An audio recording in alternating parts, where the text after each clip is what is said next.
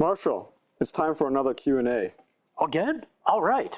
Heard a myth. Wonder if it's true. Does a cedar top guitar tend to become dull sounding over time when played? Does a spruce guitar tend to sound better with time and playing? Does the sound of a guitar change over time even if maintained properly?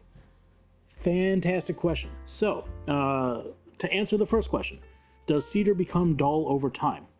No. The only reason that cedar gets dull over time is it's a holdover from way back in the day when cedar was first being used, because they were trying to get it to market faster. So a lot of the wood that we get nowadays, or modern days, is kiln dried. And now there's a lot of great technology which allows the temperature to remain lower while extracting the excess moisture in a rapid fashion without affecting the structure.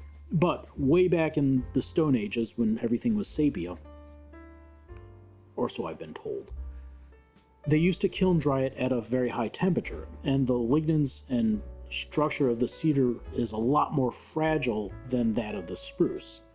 So oftentimes those were cooked out rather than still being there to provide the structure of the wood. Lignins, just as a quick aside, are essentially like the cartilage or sinew of the wood. So if you take out all the cartilage and sinew from you, you kind of cease to, you get the rickets. To answer your second question within your question, does spruce get better? Yes, it always gets better. Good players, good music, or even just playing will improve the instrument. When I was in violin making school, we always said, it's not great now, but give it 20 years, it'll be better. It's like, yes, it will, but, rising tide lifts all ships. Anyways, to answer your third question, do well-maintained guitars change?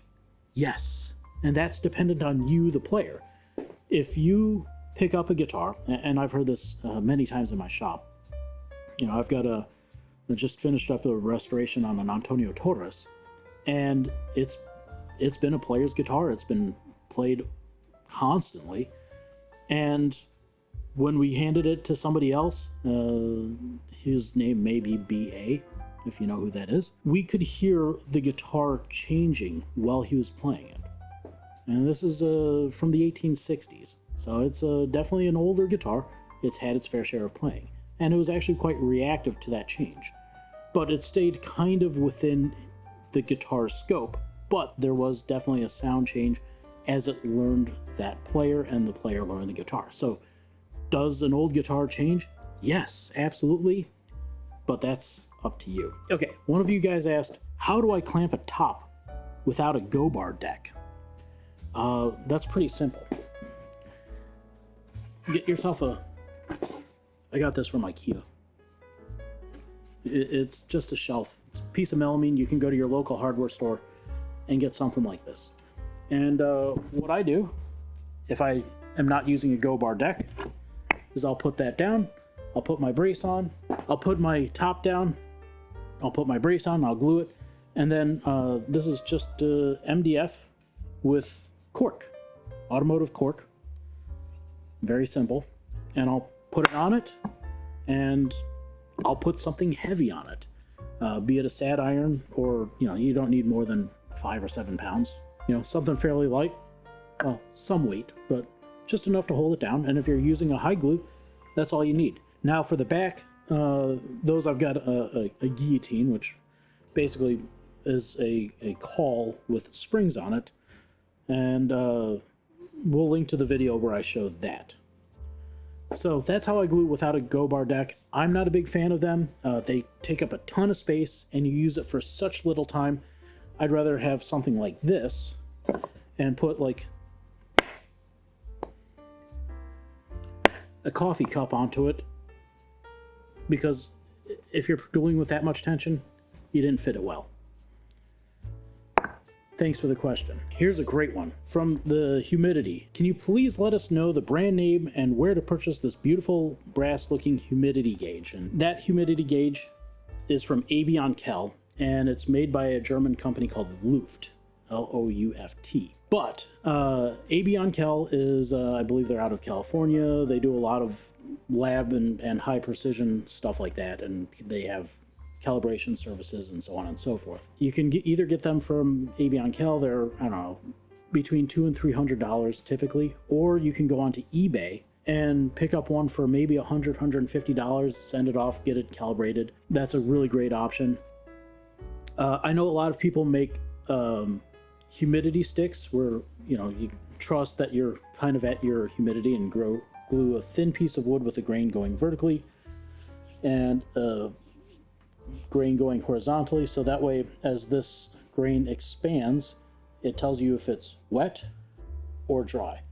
Herman Hauser made one of those, and they work really, really well. You know, they don't lie, to say the very least. But, you know, realistically speaking, most hygrometers are accurate to 3%, 2 to 3%, because relative humidity is very difficult to calculate. And by the way, those are essentially the same as a humidity strip, just far fancier, because it's a very thin piece of paper glued to a very long brass spring. So as that paper expands, it pushes the spring in one direction or pulls it back. So same kind of concept, just very well done and elegantly and beautifully done. Whereas a piece of wood is pretty cool too. If you were to experiment with laminating sides for a steel string guitar but didn't want to use epoxy, do you think it's still feasible with the open time of high glue? I was curious about trying this with a vacuum press over a form besides the open time. Also wonder the viscosity of the high glue would be more prone to being sucked through the pores of the sides under vacuum and impact finishing with shellac. Yes, you can do it, but I would not do it with a vacuum press unless you had a really, really great way of sealing everything. On my side form, the way that it's designed, it doesn't work very well with a vacuum press. I've had mixed results, but yes, I have done high glue with that. The biggest problem that I have with using high glue under vacuum is that there's nowhere for the excess moisture to go. So basically what you're going to do is you're going to suck it down, you're going to clamp it, the glue is going to cool down and hold, but then you have to release the vacuum, which is kind of problematic because sometimes you get some squiggling and extra motion.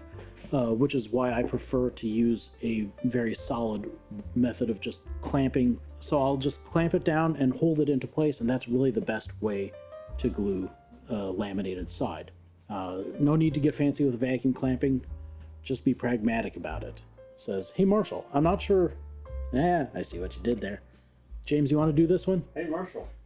I'm not sure if you've talked about it before, but what are your options about elevated fingerboards and or the other forms of giving accessibility to the higher positions? I personally am not a big fan of elevated fingerboards, but that's because I'm classically trained. Meaning when I look down and I don't see the body lining up with the 12th fret, that throws me for a loop because sometimes I'll be like this or I'll be like this, and so 12th becomes 11th or 13th, kind of depending on parallax.